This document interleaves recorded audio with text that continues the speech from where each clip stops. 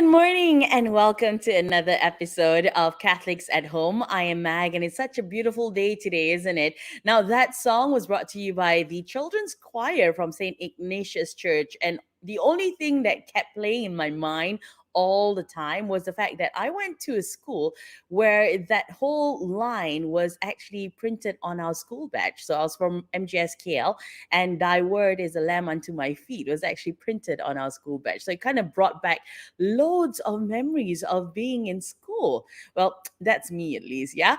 Anyway, good morning and welcome to the show. How's it going for you this morning? I want to thank you for making time to join us here on Catholics at Home. We want to welcome you from wherever you may be watching us from, and especially if you're watching us through your own diocese this morning, whether it's from the Malacca Johor Diocese, the Diocese of Penang, or even the Diocese of Miri. Thank you so much for joining us this Saturday morning. Now, weekend mornings normally bring back memories of my childhood. Okay, so Saturday mornings, my mom used to be very strict. So Saturday mornings meant we would get up early, and every one of us had household chores to do. Clean the toilets, mop the house. There's so many things that we used to do in the morning, and then in the afternoon, it was a nice family time to watch Bollywood movies.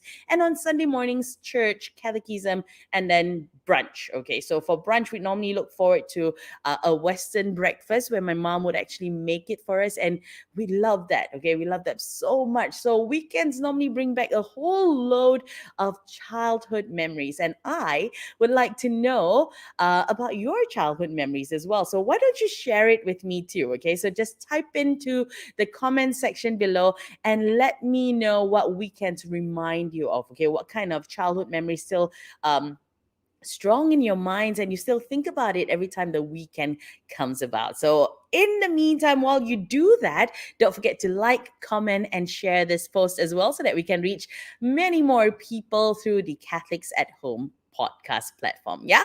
And while you actually type that through, I shall bring on our Catholics at Home resident priest, the one and only Father Clarence Devadas.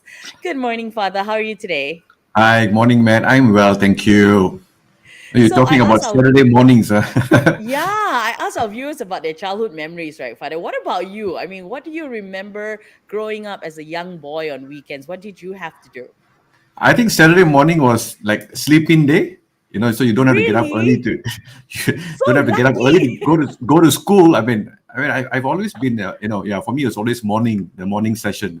So Okay. sleep in a little bit, and then yeah, of course. And the other thing is breakfast. Because on the other days, you don't have time to have a proper breakfast. So mom will make a proper breakfast, whatever it may be. And yeah, that was nice. Of course, yeah, household chores not much, but I remember that growing up, school shoes you have to wash and dry Yes. them, and then Scrub you it have yourself. to I know washing machine. no washing machine, and then you have to. I don't know whether people remember. You have to blanco your shoes. You know, Yes. then you have to get it ready for Monday. Yeah, those little things I remember. Yeah, quite You fun. know, I think we had very simple childhood, right? I mean, when we were kids, we didn't even have the internet growing up. Well, some of us did, but it wasn't as fast, advanced, and as efficient as it is today. Today, the internet allows you to do so much more. And the children of today, I would have to say, are pretty much a very fortunate bunch. But, with the internet, it has made things so much easier for us. And, well, this past 2 years has proven just that, isn't it? I mean, the pandemic has forced us to pivot. We had to go virtual. You had to have online presence just to be relevant. And I think our children had similar experiences as well. They were not spared. They had to learn online, they had to socialize online, and they had to connect to the outside world through the cyber world as much online exposure is too much. We're going to talk about the cyber world and our children this morning. But in the meantime, let's take a look at the comment section before we actually bring on our guests, the experts who are going to walk us through our topic. So we've got Kenneth Jeremiah who says, co-curriculum day was on Saturday. I remember those. But it wasn't like every week. It was like, every fortnight at least. So my mom would still make sure that we get out early in the morning and start scrubbing the toilet. She ran the household very strict. It's like, we were like in the army. So that was pretty much our weekends. So I think it's time for us to bring on our guest. Father, what do you think? Yeah, let's bring them on, Meg. It's a very important topic. I was just, as you were saying that, I was just thinking the playing field has changed. I mean, literally. Absolutely. I mean, for us on a Saturday or a Sunday, we were out there playing on a physical field. But Correct, now correct. the field is actually a screen. The Yeah. playing field has changed, and I think it's an interesting topic that we want to talk about how it affects the development of children, and what are Mm. some of the dangers that parents, and pitfalls that parents should be watchful of, especially. I mean, we had different kinds of danger when we went out to the field. I mean, we just played, and we got hurt, and we came back home, and we survived. And Things are we very cried, different we now, were isn't it? holding some more. Yeah. Yeah, things are very different. So let's bring on our guest this morning on Catholics at Home.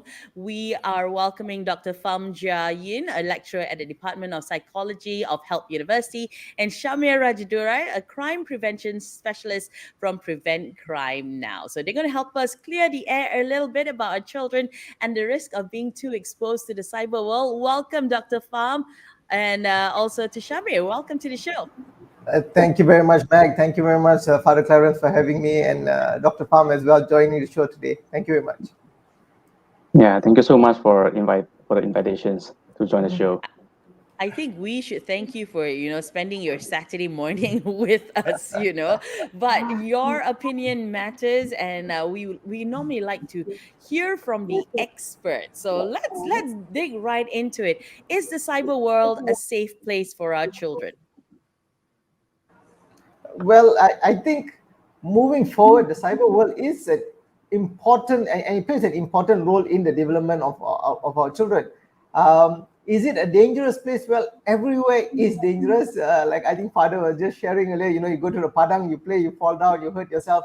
The same thing goes for the internet as well. But of course, with the internet, you're exposed to other types of dangers. I'm not going to say it's an extremely dangerous place, because I don't want parents to think, oh no, their kids shouldn't use the internet at all. But it's necessity to be part of that internet, to be part of the internet world progressing forward.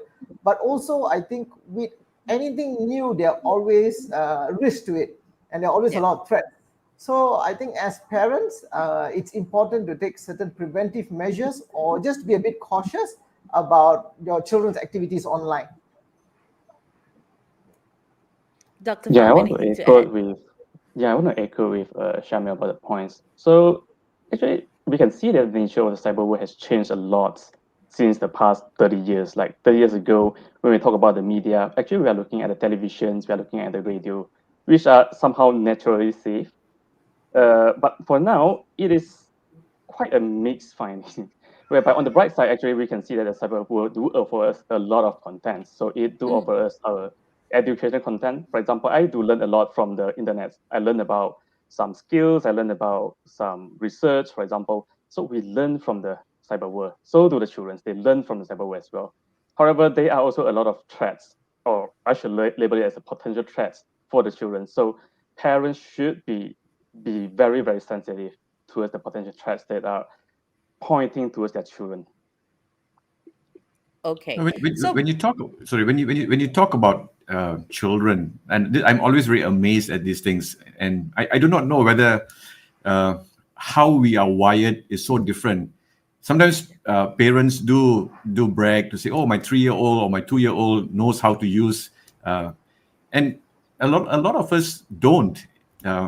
Is it something to do with the environment, or how they perceive things? Younger people, like most of you say, that it's not something that you can run away from. You cannot protect. I mean, we ourselves can't protect ourselves from the internet, in the sense that we need the internet for so many things. We do, literally, the pandemic has plonked us in front of a screen for not just talking about 5-6 hours. Sometimes it's 12 hours. People are there.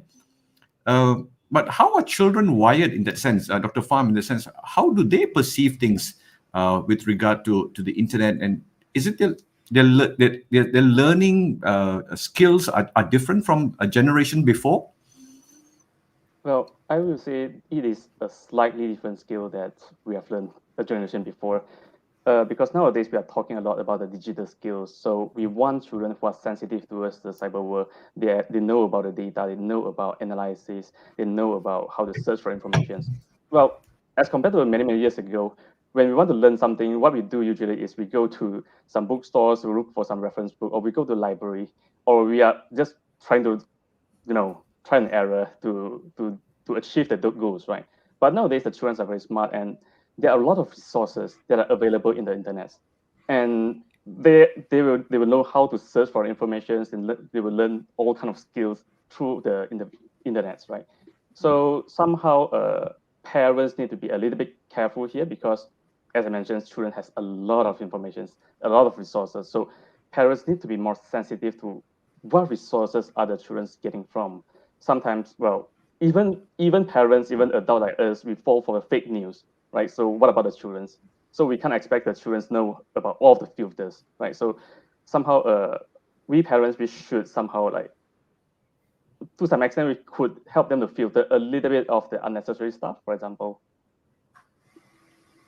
Meg, I wanted to ask you, Meg, when Yes, he's talking Fadil. about sourcing information, I don't know whether let's see whether our generation is close enough or not. Probably not, lah. You or the others. You don't know whether you remember. There was a time when there were salesmen who would come to your house and want to sell Encyclopedia Britannica. Yes. You know, Yes. and then you could pay every month. Every family, that was like the thing. Every family in the showcase there would be this. I don't know how many 20 volumes of That was our source of information, isn't it? Correct. But I didn't have that, Father. My parents didn't buy it for me. So what we had to do is normally go to the library and read it.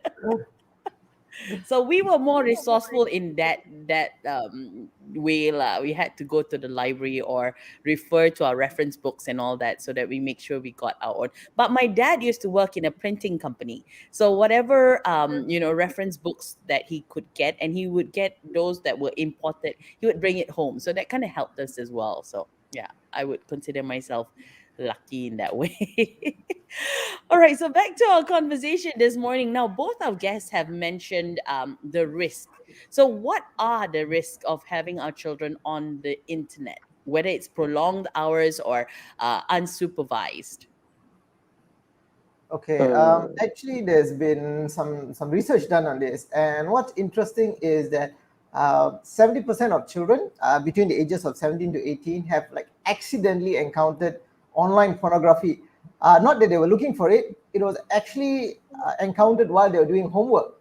So Oh, that's wow. sometimes the risk to it. 70%, but of course not just Malaysia, this worldwide, and that's one part of them stumbling into online pornography. But what's even more alarming is that 20% of all internet pornography involves children.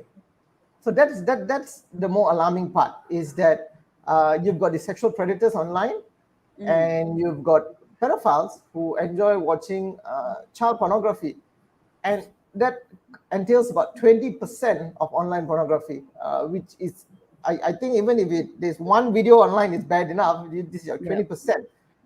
So to me, these are some of the risks if you're talking about online pornography. It's not that they go looking for it, is that they stumble upon it, and that's how easily it's access to pornography is.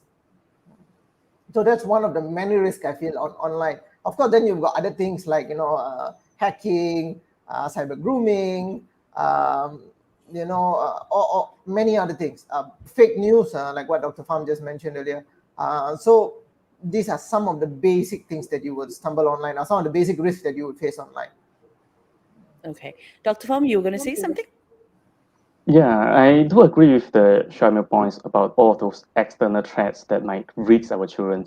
So all of the materials or the resources actually are all available. So when we are browsing through the internet, it didn't actually filter for our age. So the computer itself didn't know, is it an adult, is it a children. So somehow it will put all of the information to all users regardless of the age. So those are some external risks that our children might encounter. But not to forget, there are also some internal risks as well, which is in terms of the psychological risks. So, Okay. well, well, there are many studies. I mean, there are many benefits of using internet, right? So, but it may be a little bit problematic when it comes to excessive use. Like we are spending a long hours sitting in front of the computer to use for internet. Well, for example, we all agree that vitamin A is good for our health, right? So it's good for our vision, it's good for our immune system. But what if we go with overdose? When it comes to overdose, it will actually lead to some negative impacts as well, such as a cracked lips or dry skin, or it may even damage our liver. So the same thing applies to the internet. So when children are using a reasonable amount of internet, it's actually good for them.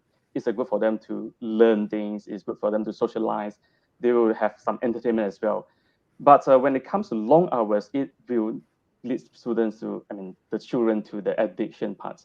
So I believe there's not many things that I need to highlight here about the addictions, but all of us should be aware that addiction is a harmful thing, right? Especially for children. So, generally speaking, as a general cutoff point, American Academy of Pediatrics do suggest that parents should limit the screen time for children to about 2 hours per day. 2 hours per day. But As school it is, is their but school school but alone school is 6 hours. 5 hours, School is 6 hours. 6 to 8 hours. That's Yeah. that's interesting. How do we? I mean, and here we are, Meg. I was just thinking as you're saying, here we are podcasting online and getting people to come on, spend 1 hour with us. 1 hour is gone. You have another 1 hour to catch up with other things. But No, but after this, I the would, children will say, "I don't want to watch Catholics at home. They took away my 1 hour already." no, but Dr. Pham, I remember this many years ago studying this. You talk about Erickson's stages of development. I think there are 8. I think if I remember, or I'm not sure how many. I think it's 8. With the dawn of internet, has it changed? Has the stages of development in young people changed because of the kind of information that they're getting? For example, I would say a lot of information that we would have gotten, or at least, okay, sorry, I'm a different generation from you all. I would have gotten, maybe I would have gotten it maybe when I was 16 or 17, but those kind of information now is available to a 7 or 8-year-old. Does that change the development, their psychological development? Is there something to be concerned about? Yes, Father. Definitely, the internet somehow affects the development of the youngsters nowadays. Like for young children and adolescents, actually, we are looking at the development of self-identity, which is how do they see themselves as a person. So with the widespread of the internet, I wonder widespread is a good word, but yeah, we are all browsing on the social media like Facebook, Instagram. So do the children; they are browsing on it, and when they are browsing through the social media, they are exposed to a number of good photos. Those photos from the celebrities, of course, with some photo editings, but all those photos actually will give a sense of perfection or the beauty about our body image, for example. So all of this will somehow affect for the children. So they are going to think that, okay, I'm actually having a high BMI because when I look at the celebrities, their body shapes are so perfect. So all of this will actually influence them as a person somehow. Okay, so I've got more questions on that one, but I'm going to track back to what Shamir was saying about accidentally coming across pornography online. So I think a couple of years ago, there were news that was released about videos that were quoted to seem like it was children's videos, but actually there were hidden messages in it. So how do we identify what is actually good and what is not? Because when we look at it, we say, okay, this is meant for children. It is allowed, right? Especially like since YouTube now allows for children's videos only, and they actually censor off certain things. But sometimes there are hidden messages. What do we as parents do when trying to get rid of these things, or what shall we look out for, or what can we look out for?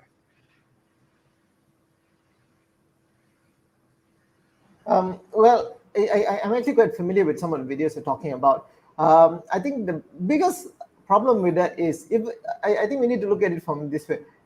YouTube and all, they have AI filters and all, which basically filter out content. If it's inappropriate, it doesn't go on. But these are how smart sexual predators are. They have done this subtle messaging in their videos, which even bypass most adults. Nobody really thought about it until somebody started pointing out, hey, this talks about this, hey, this talks about this. And the reality is that there's no foolproof way of protecting our kids online. There's no foolproof way of protecting ourselves online. The minute we go online, we are at certain risk. But I think where it becomes very important is for us as parents to filter content ourselves. If we are going to say, okay, you want to watch this video, just say Wheels on the Bus, let's just make sure that that video, which is a 2-3 minute long video, is actually appropriate content. So instead of just letting your kid just click, it's important for us to filter it ourselves to see what's appropriate and what's not. When you talk about when you talk about the dangers, Shamir, I know in your experience as in crime prevention, perhaps you give us some concrete examples that you have seen, how people fall into internet. The word I'm looking for is, they kind of get tricked into these things. Are there some examples that you could give? So many. Which one do I pick? Okay, so one of the few things which happens is, of course, let's talk about pedophiles. For those of us who are not familiar with what pedophiles are or who pedophiles are basically adults who prey on underage kids for their sexual pleasure. And how they do it is it's actually very smart. A lot of them they actually genuinely befriend this child and slowly convince the person that it's okay to do certain things. Kids being kids, sometimes they also like having a few secrets. So they'll say, hey, this friendship between us, this is our secret, our little secret. Once in a while, then say, hey, hey, take a picture of yourself and send, then the person will take, I also will take. So it progresses from there. But what they really do is to build that trust at first. Is to build that trust with that child, so much so that they are able to manipulate that child into committing this sexual act. Slowly it becomes a nude photo, and then from there, the minute they get hold of that nude photo, that's it. You don't send the next one. I'm going to tell your parents you send this. I'm going to show this to everyone. So those sort of things. And once I got a call from someone, a similar thing. And what the person said was, if you don't send me more photos, I'm going to post this on YouTube. So then say, what do I do? I said, let the person post it on YouTube, because YouTube is going to take it down immediately. You cannot post obscene content on YouTube. But you see, kids, they don't know this, or teenagers, they don't know this. The person is so scared, oh no, what if he goes on YouTube? Everybody can see. I said, don't worry, it cannot be seen on YouTube, because the minute you post it up, it's going to be taken down. So that's some of the things they do. So the minute you get, it's blackmail at the end of the day. It's blackmail. One of the examples would be to blackmail a child. Another would be to really convince them that this is okay. Don't worry, this is your body growing. This is how you, become an adult, so on and so forth. But don't worry, this is our secret. I will take care of you. Those are some of the things which are said. So just a very quick example on some of the cases that I've seen myself. That becomes like a Stockholm syndrome as well, isn't it? I mean, eventually the child trusts you so much that you think it's okay to do this, isn't it? Yes. Yeah. Wow. Okay, so we've touched a little bit about sexual grooming. We've also spoken about psychological in terms of feeling that you're not good enough because you're comparing yourself to what's available online. So, I would have to say that these are risks, or rather dangers, that we don't normally see. It could also come in the form of cyberbullying, inferiority complex, exploitation, like Shamir said, and extortion as well. So, what do we do, or what can we do to avoid this? I think many parents, when we are looking at the problem of internet, many parents will only look at the time spent on social Yep. media. So when we heard complaints from the parents, actually, most parents will say things like, oh, my kids spend too many hours in front of the computer. Not many parents actually care about the content that the children are using. Not many parents care about the other side effects of social media towards their children, right? So, but sadly to say, actually, the time is not a good indicator of the problem from the internet. So, for example, if you want to say force your child For example, you force them to reduce the time spent on the social media, for example, because of they spend too many hours, right? So you limit it to 2 hours per day, so say, for example. But yes, you might be able to reduce the time spent on social media, but inside the mind of the children, they're still thinking about the social media. They are like strategizing on what I should do next, what I can do next, what I should do tomorrow, what I should say, what I should search, for example. So it is actually not solving a problem at all. It only reduces the time, but the problem, all of those problems, like the cyberbullying, their psychological impacts, is solve nothing about that. So I think that parents should be more sensitive about the potential impacts of the cyber world, such as the addictions, or I think the Momo challenge that Mac mentioned just now. So parents should be more sensitive towards these issues rather than just looking at the problem from the perspective of time only. But even if they don't go online, I was just thinking, as you were saying, for example, video games. You know, when I was growing up, video games, it was Nintendo, just 2 buttons. You know, you're doing little things, it's a small screen. Now video games are so complex in that sense. How does that affect their development? Because the way I read is that when you hear about all these mass shootings, you know, these people's who do this, and if you read a little bit about them, they were all into this very violent kind of games, shooting, killing, destroying. How does that affect, and should parents be concerned? What's the right age for them to play this kind of games? I mean, you're not talking about making words. You're not talking about Monopoly now. The games I can't even keep up with the games, but it's all about shooting and killing, isn't it? Yes. Dr. Fam? Sorry, yes, go ahead, definitely. Doctor. So there are a number of benefits of playing games, I should say. For example, like last time, like Father mentioned just now, there are only 2 buttons. But for now, I think they will use a combination of different buttons, which is actually good for the motor skill, I will say, for the young children. They learn how to control their fingers, right? So, but on the bad side, actually, there are a lot of research which says that yes, actually, the more you play for violence game, the more you are exposed to those contents, you increase the chance for you to be a bit more aggressive.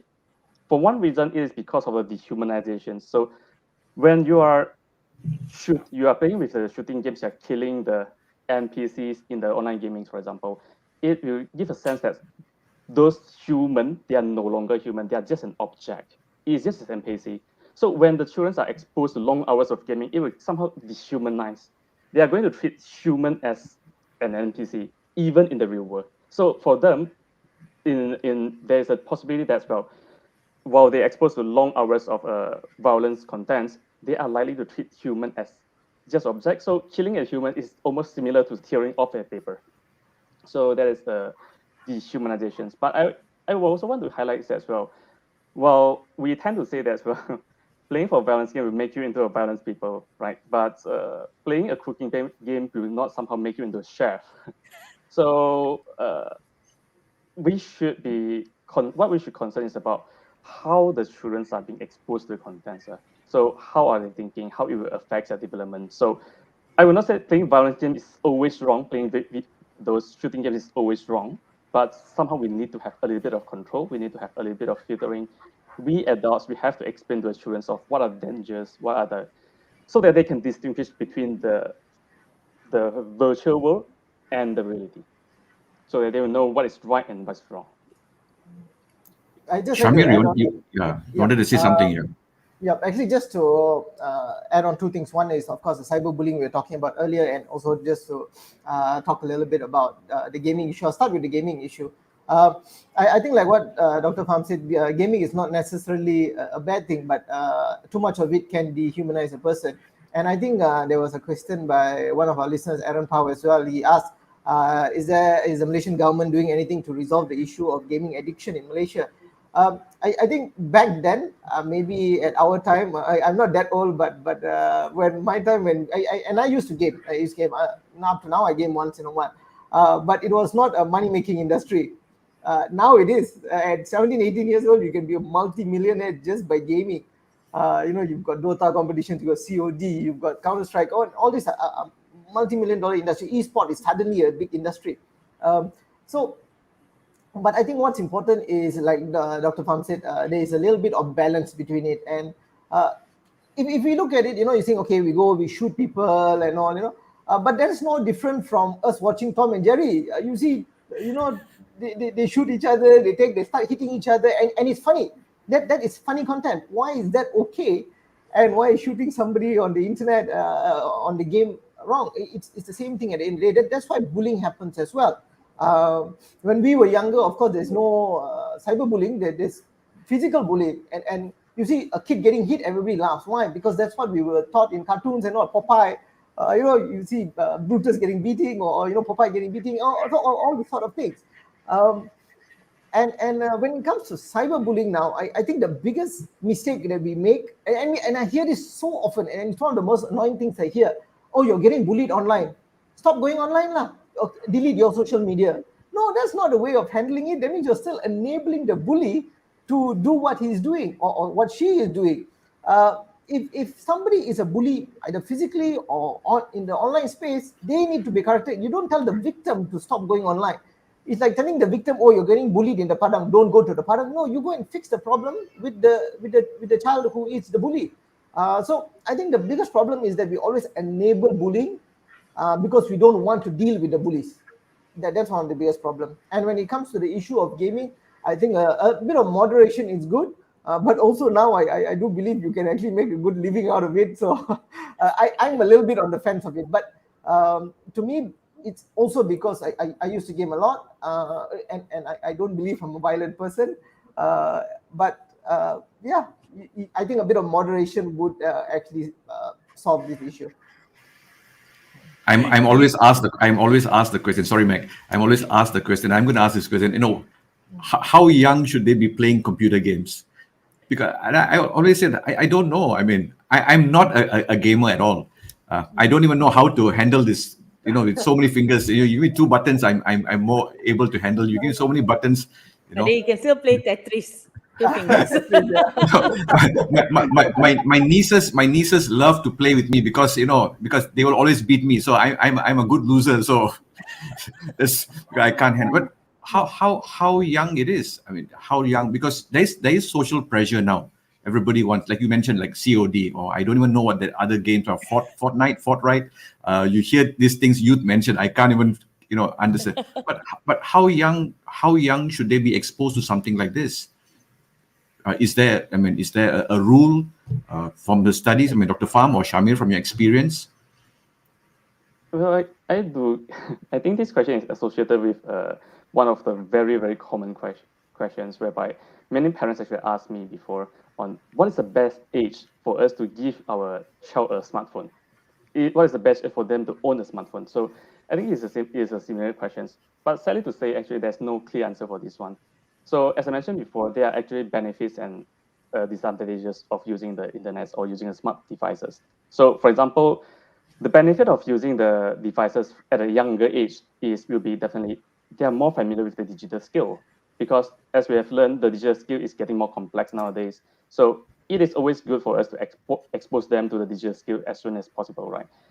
But of course, there are also the threats, as Shamim mentioned a lot about the threats. So somehow the parent has to seek a balance in between. So parents will have to judge whether the children are ready to own the devices. Are they ready to be exposed to those contents? And of course, parents are not going to just use the smartphone, use the devices as a parent, whereby I'm not sure whether you heard it or not.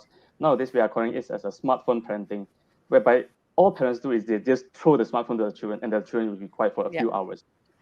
So that is definitely not a good practice, right? So we are not supposed to just throw the smartphone there. What we should do is we should moderate. We should explain to the children on the topics, the issues.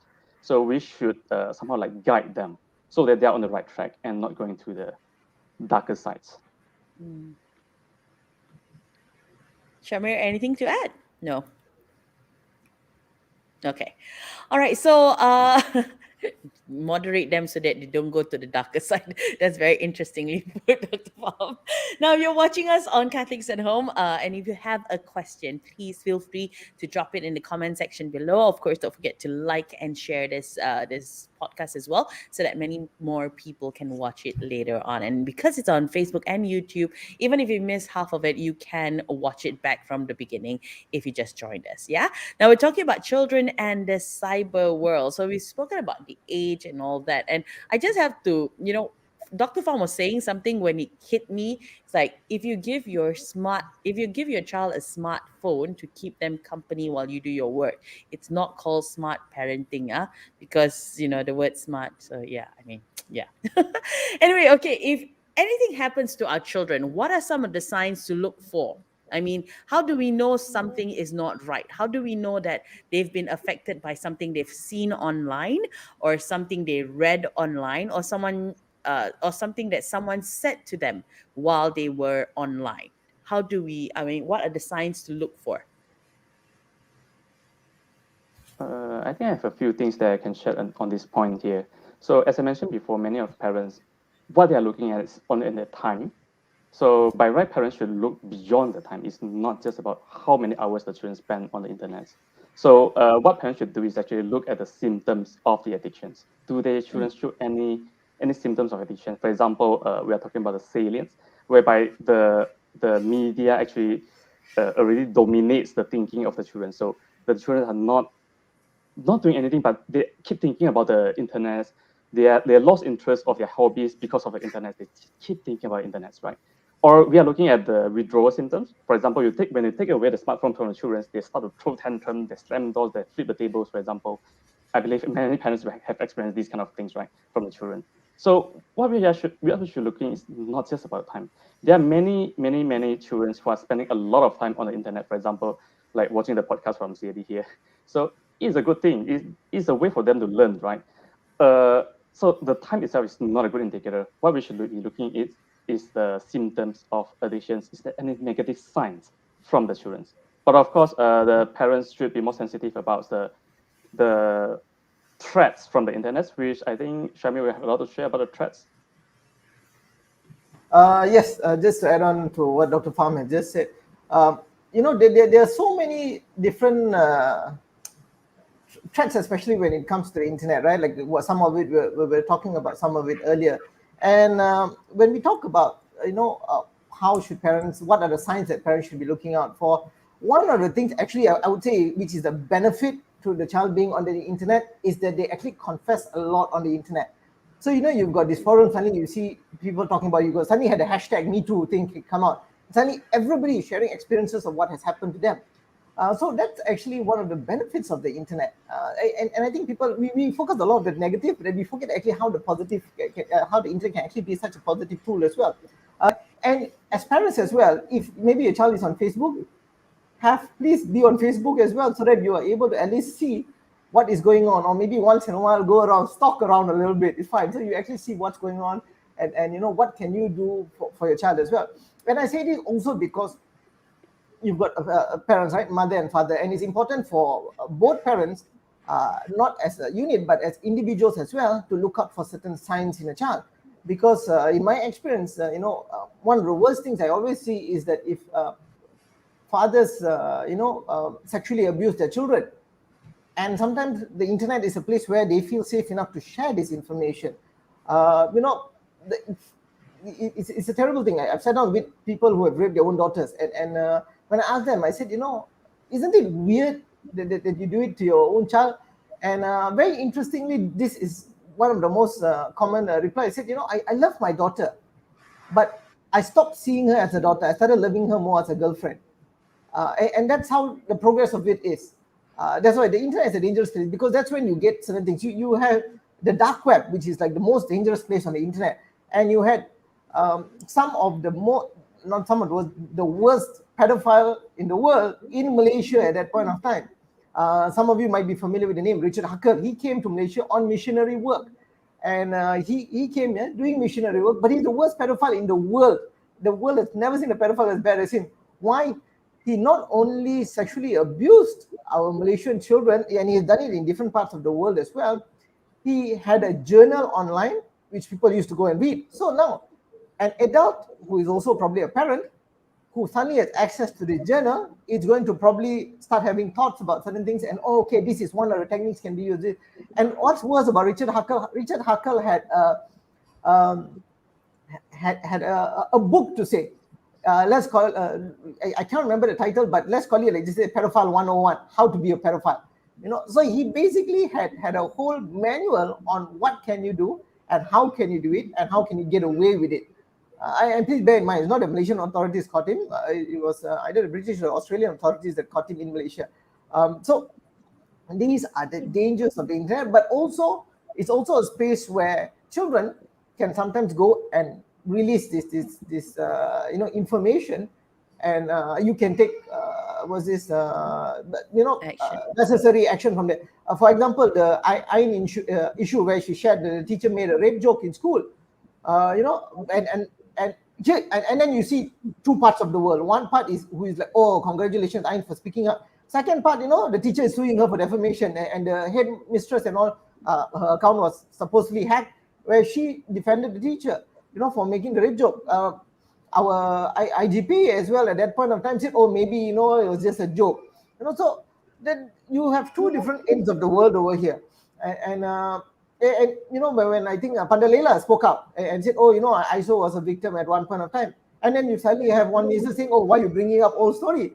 No, now you report when it's new, you get hit with a backlash. When it's old story, you bring up, you get hit with a backlash. So you'll have two parts of the world always on the internet. There's one that's going to be very supportive of you, and there's one that's just going to do whatever they can to bring you down. And I think it's important as well to make sure that you try to take the good from it and really push the bad aside. I think that also causes somewhat of a psychological problem as well, isn't it? Knowing that, if you speak out about something that happens to you online, you will have people who are supporting you, but you will also have all the keyboard warriors who are, going against you, even if you're telling the truth sometimes, and that kind of stops people from actually telling their side of the story because of the backlash that they may receive, isn't it?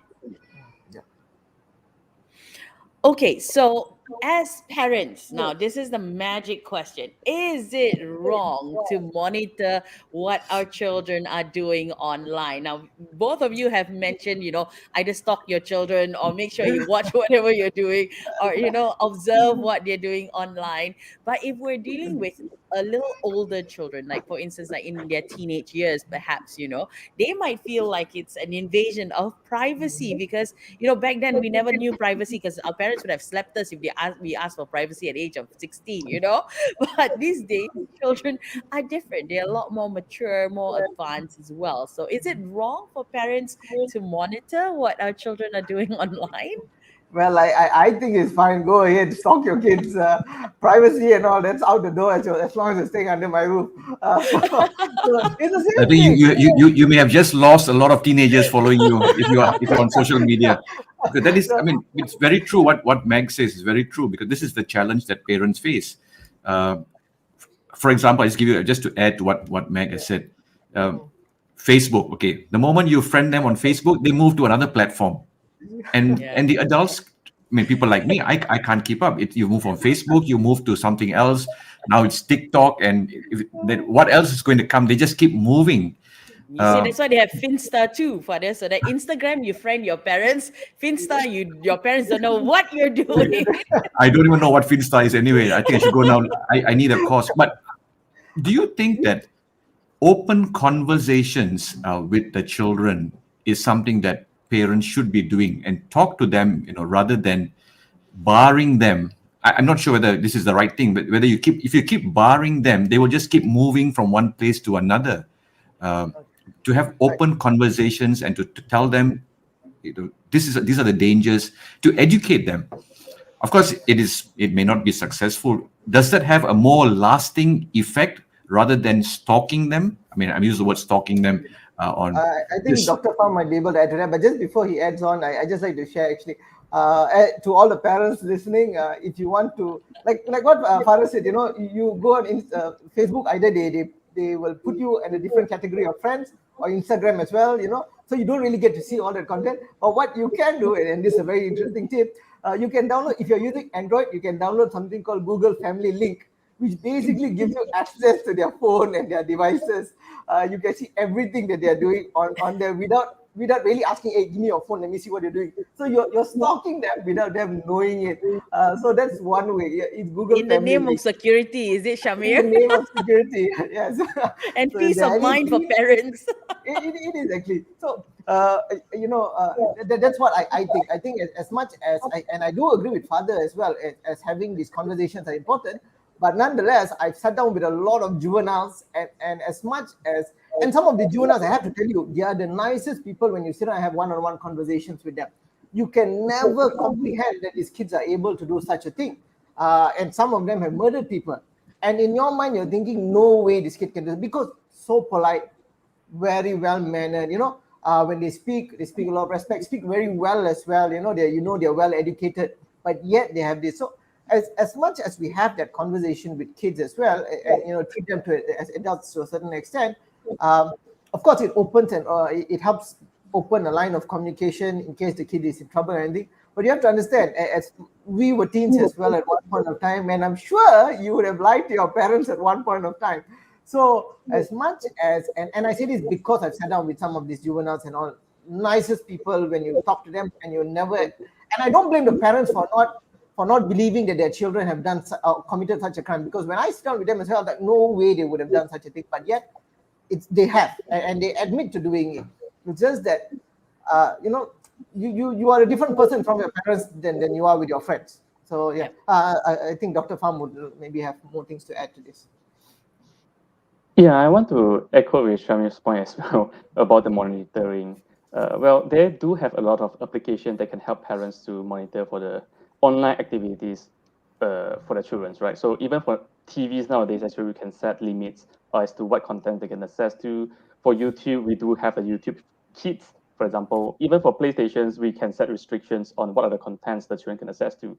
So, but sadly to say, nowadays the children are really, really smart, and they know exactly how to bypass all these restrictions.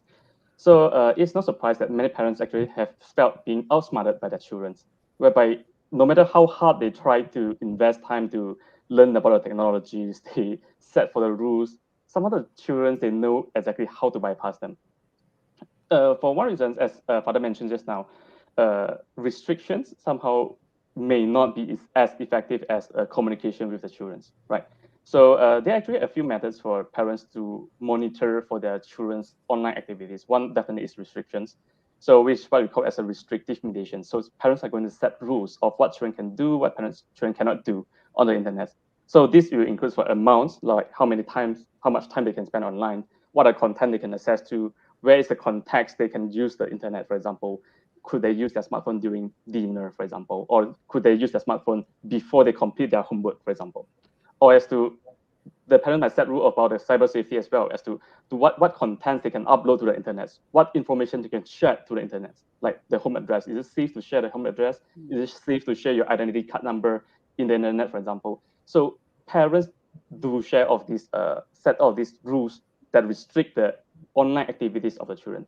But of course, the parents need to communicate with their children about the rules as well. So it's not like they just set the rules and yeah, that's it. You have to go with the rules. The parents should discuss, explain the rule to the children. Why is it important that we have all this rule? What is the reason for us to have this rule?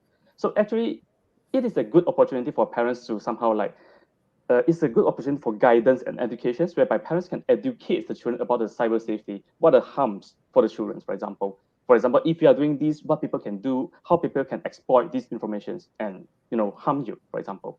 And of course, parents can discuss about the negative harms of the online activities to the children as well. So rather than just setting rules, you are explaining to them what are the harms. So there are a lot of things that parents should discuss with the children rather than just set rules and you have to go with the rules. That's it. Parents should discuss with the rules with the children. So the children somehow agree to the rules. Now imagine if you set the rule but the children do not agree to the rules. Do you think that they will obey the rules? Definitely not, right? So somehow you have to reach to an agreement about what are the rules about your online activities. That is one of key that many parents fail to do so. Theoretically, it all sounds good, but literally in the home, easier said than done. Exactly. With young people, with children, especially when their peers are on it, and somebody else's. I always say this. Whenever I used to compare myself with somebody else's, my father would say, "Okay, you can go and live in their house. You don't want to follow the rules here." Simple as that. And today, the pressure. I mean, the pressure to be there to be able to have the things that others do. It's not only the pressure on young people or children, the pressure on parents to provide. It's also there, because whether it's PS1, then it's PS2, then you need PS3, then you need 4. It's a never-ending thing, isn't it? The pressure to provide for. Parents don't want children to be left behind. Young people want to be able to compete with their peers, and more things are all going online. That's the thing. So I was just thinking, in terms of, I just wonder what kind of a generation are we creating. Of course, none of us really know what's going to be. Is that something that for us to be concerned about? That today, I've always this concern when you're online like this, like we're communicating. Will we forget how to have human interaction? Will we forget how to play with one another? Would we forget how to solve problems with one another? I was thinking earlier just now, when you play in the padang and you fight, we know how to solve the problem. I mean, we kind of next day everything's solved. We're back to the playing football. We somehow were able to cope in different ways. But does it create an individualized generation where you are just interacting with a screen? That human skills, should we be concerned about? And how do we? I don't like the word compensate, but how do we supplement in the development of children all these other skills, other human skills, apart from interacting with someone on the cyberspace? Dr. Fam? Sorry, it sounds very complicated, but I think you know what I mean. Are the next generation losing that human skills? Yes, Father. So I do agree that we put a lot of emphasis about the academic. We put a lot of emphasis about the digital skills nowadays. This is because, well, when we go to job recruitment sites like job streets, we can see that they want applicants that know about digital skill. They want applicants that know about data analysis. That's why the parents are like, we must produce. We must make sure that our children can compete with others. So many parents put heavy emphasis on this skill, but forgetting about the human skill like communications. So actually, there are ways that parents can discuss about the communication skill at least in the internet setting as well. For example, what comments you can put on the comments box, and when it goes public, what impacts we give to others. We bugs the others, we make others happy, for example. So that the children are more aware of the impacts of everything they do. So by sending a message to others, we influence the emotions of others. How will the others feel? Can it help you to build for friendship, for example? So all of these things, actually, the parents can somehow help the children to learn about this skill. And not to forget that actually, these are about the verbal communications, not to forget about the non-verbal communications as well, because parents are somehow the role model of the children, right? So I can imagine that a number of parents nowadays, we are working online, so we definitely spend a lot of time in front of the screen. And because me, myself, is working online, so I do have difficulties to distinguish between work life and my family life time. So I find myself like looking at a screen even after work, sometimes replying for emails, sometimes like just for entertainment. So I was looking at the screen as well. So all of these are actually in the eyes of the children. So children are looking at us, and it will somehow give them a sense that it is actually a acceptable norms already. Well, my parents are doing this, why can't I do this as well? So we as a role model, actually, we should do the best thing for our children as well. So rather than just spending time on the screen, I know it's entertaining and it's actually very stressful to work online. I know, but spend some time with your kids physically. Without the screen. Exactly. I remember there's one parent that shared with me the way they communicate at home is by calling. They call by their phones. So it's time for dinner. Come from the room now. Instead of just knocking their door saying, "Hey, it's time for dinner," they're using the phone call. The house is so huge that they can't communicate with one another. They need to call one another. They need the telecoms, intercoms. But that is the challenge. I talk to some people in HR and all that, and they tell me that as an individual, a lot of people are very, very competent in their field, but they don't know how to work with other people. They don't know how to work in a team sometimes. The challenges, that's the reality. That's the generation that we are concerned about. Even I mean, I talked a little bit about going to mass online now. Everybody's in the comfort of their home. And when they come back to an on-site church, will they remember how to communicate with other people, to interact with other people? I really don't know. Shamir, do you have some thoughts on that? You want to? Not. I think Dr. Fam has covered quite a bit, but I guess again, I'm sure when your parents were around, they used to make noise. Hey, why are you sitting there watching TV? Go to the padang and play, And then, so I think with every generation, there's a new challenge which they face, and that comes with the development and with the development of technology.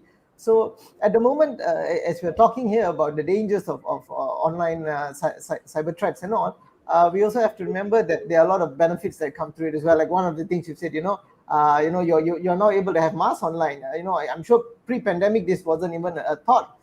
Everybody you come to church. Why you want to do it online? The feel is different when you have mass on Sunday compared to doing it online. But now, again, you need a kid who was smart enough to sit down at the computer and develop this programming in the first place. But of course, with all that as well, this is some form of communication. Now we can talk to friends overseas, and it's not expensive anymore. Actually, just this morning, I'm just chatting with a friend, and we were talking about how easy it is now, or how easy kids have it these days to communicate with people. We those days you want to make a call, you must go to the STD booth or buy that card, and then you make the call. International call is so expensive. Go to the phone booth, put coin, and then they'll say you press the two buttons, it lasts longer. So all these hacks, But now, it's so easy. You've got WhatsApp call and all. We have StreamYard. It's free. You got Facebook Live. So it suddenly has opened up. To me, I feel it has opened up ways of communication as well.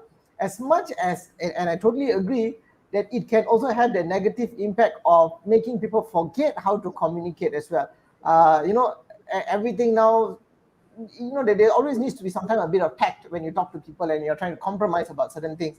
And maybe somehow that is lost in translation if it's done online or through the keyboard and you're typing. And also, verbal communication is somehow still the best. And of course, if you physically see a person, you can understand, facial cues, emotions, and all. Those things are, of course, easier to be translated when you see someone face to face in comparison with doing it online. But I guess it's just a matter of time to be figured that out, lah. I think I think the best solution right now would be moderation, isn't it? I mean, there are benefits and there are also dangers of being in the cyber world. It depends on how it's used or how we solve the problem. Like, for instance, going back to the beginning stages when our children fumble over something online or they read something online, right? How do we as parents explain to them what they've seen or what they've heard or what they've read? Okay, I think first of all, we need to verify that the information is either right or wrong ourselves. Every time I see, especially this one of the things which actually annoyed me a lot during the pandemic is that people just kept forwarding stuff. Whether it's true or not, different. They say, Namai, and someone told me this, when somebody forwarded me something and I said, hey, this has already been said that it is false. I said, no, Namai, okay, just good to be prepared. I said, no, you're creating unnecessary panic. Correct. So if we ourselves as adults cannot do that, then how do we expect children to do that? So I think before we even expect kids to do that, we need to be able to communicate properly first. Information, and if you see something which you think is not right, how do you tell your child? Earlier father was talking about the communication that you need to have with children. And correct me if I'm wrong, but if I'm sure somewhere in the Bible that there's this line that says, the tongue has the power of life and death, or something like. I'm not so well versed, but I've seen it somewhere in the Bible that it says that. So if we communicate it right, it's going to be beautiful. You're going to be able to actually instill certain qualities in your child and yourself as well. But again, like what it says, the tongue has the power of life and death. So if you do it wrong, then the repercussions will be dangerous. Yes. So maybe that's something that we need to work on ourselves first. And I guess one of the things, for example, if you're talking about conversations, and doing it right, is platforms such as this. I really must applaud you all for having this platform, and I see you all have done it for quite a while. This is episode 86 or something like that, and it's good because now you see you're finding ways of communicating positive things and important messages to people out there, to kids out there, if they are watching or they are listening, to families out there. So again, we are using technology for it, and we are using the positive side of technology for things like this. So yeah, good job, guys. I think like Meg said, everything in moderation. Even anything that is good, if it's taken excessively, it becomes bad, isn't it? Like vitamin A that Dr. Or Paul said, vitamin right? A or whatever. I mean, you always say like, a glass of red wine is good for your cardiovascular, but it doesn't mean if you take a bottle, it's much better either. So some people We like to amp up think, our bottle of wine, lah, Father. but it is Extra true. protection. It is true. In what Shamir was saying, that I think the communication, sometimes parents do not know how to have how to have that conversation, the difficult conversations. Yeah. I mean, I always see this, when they have difficult conversation about religion, parents said, "I'll go and ask father," and they kind of like wash their hands. So I think these are the hard conversations that parents need to have with and to build that trust, so that there's nothing that it is done, in the sense that they're hiding. Like I said, it's now you friend them on one platform, and if there's no open conversation, they just move to another one, and they are so knowledgeable what's out there and their friends. As I said, I myself don't know many of these things. I will be the first one to claim ignorance. I think Facebook is quite good enough, and I think Facebook kind of only attracts a certain people of a certain age and a certain generation. Maybe I should have a little course with Mag. Mag will tell me what are the new social media platforms. But if I were to ask, maybe Shamir, if there are three things, for a young person going online, what should they be wary of? What should they watch out for? The top three things for young people. For young people. Okay, one I think is always to watch out for sexual content, any form of sexual content. And two is, if you're on any platform where a person which is maybe not your age group is chatting with you, please be very wary of that, no matter what they say the benefits are. And the third thing, I guess, is I think the third thing will have to go back to the parents, in the sense where parents have to at least have that open communication or monitor their children's activities online. I think that's very important. So these are probably two to children, one to the parent. Yeah. Dr. Fam, do you have anything to support that or anything to add to that? I want to add a little bit point about the go back to parents, because, well, parents tend to use some not so good example. For example, parents might say, "Oh, if you do this wrong, the police will come and catch you." For example, many Chinese parents would say this, right? So this gives the children a bad impression about the police. Like, when we do something, the police will come and catch us. They're the bad guy, actually. So parents should not use this kind of information to the children. Same thing, parents should open up more conversations with the children, so that the children know that it's safe for me to share everything with my parents, no matter it's a good thing, it's a bad thing. Even if I break a glass, for example, the first thing I do is not to clean it up, is to tell my parents that I'm sorry that I break this glass. I will try to clean it up, for example, so that the children know that it's actually safe to share everything with the parents. There's one method that parents can encourage for this open conversation is involve children in everything. So in Malaysia, our parenting style is usually more like one directional. Parents just give orders, the children have to do everything and follow everything the orders, right? One way is we involve children in the decision making.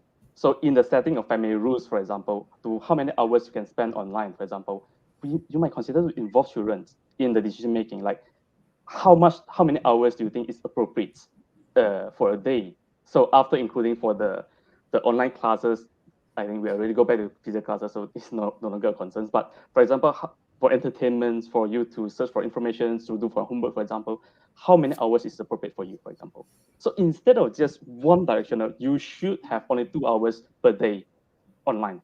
We involve the children in the conversations, we involve them in the decision making, so that the children should know, okay, it's actually safe for me to share my opinions with my parents, so that they will be open up. Instead of keep everything to their secrets or to share to their friends. In fact, there's a research which shows that, well, children are more willing to share to their friends as compared to parents. So that is not a good sign, actually. So if you ask me, I would definitely say, well, try to have a open conversation with your children and involve them in almost everything. I think that's a brilliant point. I guess as I think as Asian parents, many times we go like, we're the parents, you're the child, you listen to what I tell you, okay? Because if I say 2 hours, that's all you're gonna get. But if they feel like they have a part of that whole family making decision, they feel responsible and they feel like you trust them. So you kind of build that trust with them as well. And I think it's a bit difficult for us as parents to do that. Many times you're like, why? He's just a child. Let's not, what would he know about this, right? So, I mean, Dr. Pham, your points were brilliant, and I think we should learn how to do that as well. Because if they are afraid to come to us, then they are going to turn to someone else, and that's where the danger of what Shamir has brought up with sexual grooming, where someone else actually is that person you can talk to. I found a friend who can listen to me. I found a friend who knows what I'm going through. And therefore, I trust this person more than I trust my parents. So I think that's one of the most dangerous things that could happen to our children. And I think as a parent, I think I fear that the most, because if he has found someone else to turn to and not coming to us, then we're not doing a good job right now, aren't we? Father Clarence, any other questions that you No, have today? no, Meg, I wanted to ask you. I know your son and Steve, the husband, they play the game together. Yes. Have you found that to be an effective way where actually a parent is involved in the gaming world? I mean, I see both of them having a great time playing together. I don't see you. Once in a while, I'm roped into playing games with them, Father, but I don't like playing all the shooting games and stuff that they play. So I avoid playing with them. But I think it's a good thing for them to spend time with each other because they both love playing games, and my son loves it so much. It's just that sometimes one can get more competitive than the other, and then it becomes an argument. So but it's nice to see that they're growing, and it kind of bonds their relationship as well. So in a way, it's a good thing. Like Shamir said, at the end of the day, e-gaming right now is a multi-million-dollar business. So hey, who knows, someday, hopefully. Well, yeah. So I guess listening to you and listening to others, one way of parenting is, of course, you can't avoid Yeah. this. You can't ban them from getting involved. Now you see the parent getting involved in it, so they're doing it together. Uh, that is another way of moderating this. That you just don't say, okay, here's the device, here's the game. You just go ahead and do what you want, and don't bother me. I got other things to do, kind of thing. But it's a hands-on approach. Let's do it together. I'm not banning you, but let's do it together. So this is, I think, a great example of that how we could moderate this. Because I believe that we have come to a point where there's no turning back. We cannot go back to the to the the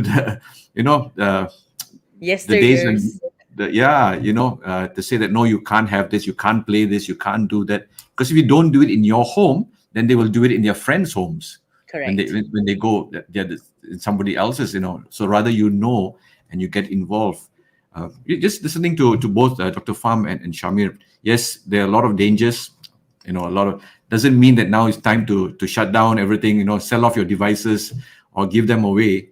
But I think getting involved in it as parents is something very important. Either it's conversation or whether it is playing the games with them, and knowing what they're doing. I don't want to use the word monitoring because I will lose a lot of young people coming to church after this priest is so outdated, say to monitor them. But some level of monitoring. I mean, today there are softwares that you can do parental control of what they can access. Your router, you can, I that's what I'm told, at least, because you do that, those kind of things. I think having the conversations are very important. Yeah. Open conversations to educate, because education is for life, isn't it?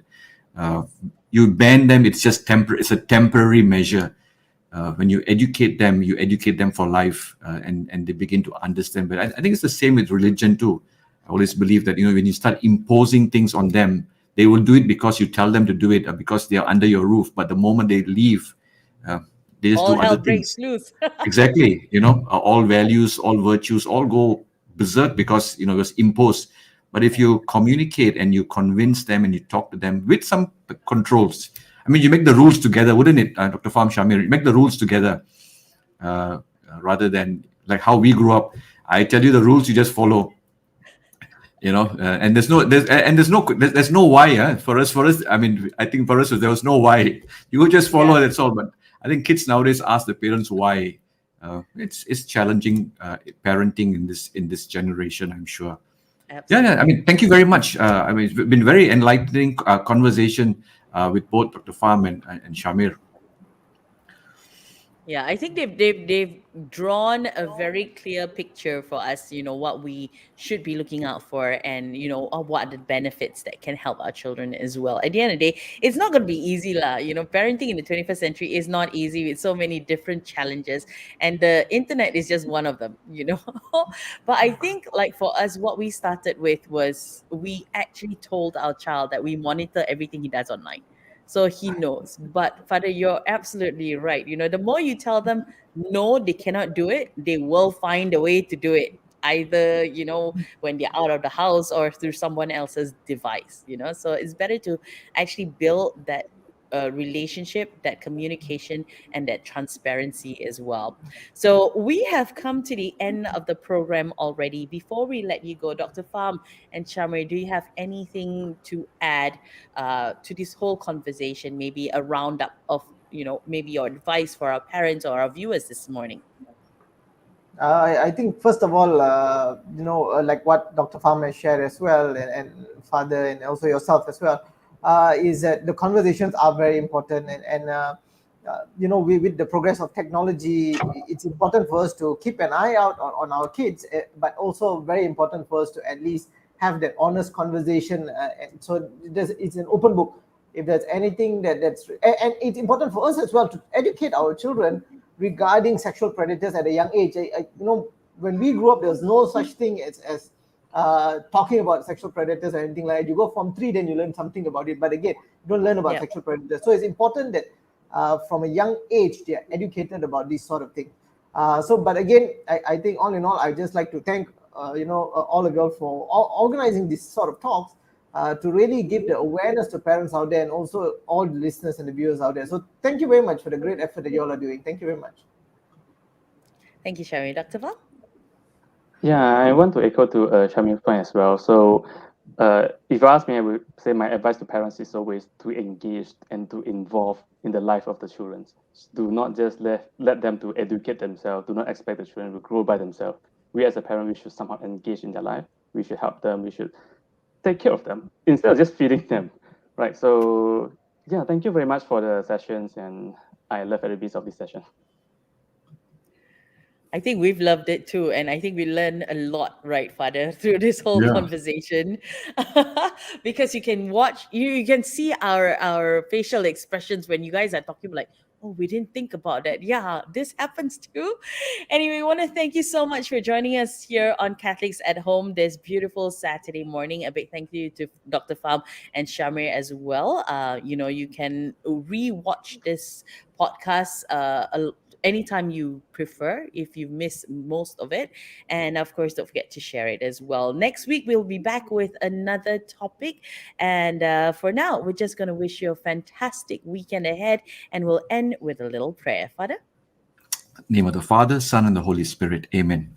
Dear Lord, we thank you for this morning. We thank you for this opportunity to have this conversation. We pray for all families today in a very special way, for all our young people, that they may have the ability to discern for what is good and what is bad, that you will always watch over them, keep them safe from all the dangers, the dark side of the cyber world. We pray that you will always lead us with the power of the Holy Spirit. We pray for those who are struggling, that they may find peace, that they may find the right path to come back to the truth, to be able to discover you, the fullness of life and truth that comes from you alone. We make this prayer through Christ our Lord. Amen. Amen. Father, Son, and the Holy Spirit. Amen. So that brings us to the end of the show. Father Clarence, your last parting words for this morning's session? No, just to say thank you very much to Farm and Shamir for taking time. I know Saturday morning, like we talked earlier, is maybe your downtime, your lepak Family breakfast time, time. your family time, but taking time to have this conversation with us has been very enlightening. Now I know when parents ask me, I said go and watch the podcast. All the answers are there. So I have now an excuse. But thank you very much, and Mag too, for taking time on Saturday morning to be with us. We truly appreciate your presence here. Wonderful. So, once again, thank you so much from all of us at Catholics at Home. We wish you a fantastic weekend and God bless. Bye bye now. Bye, everyone.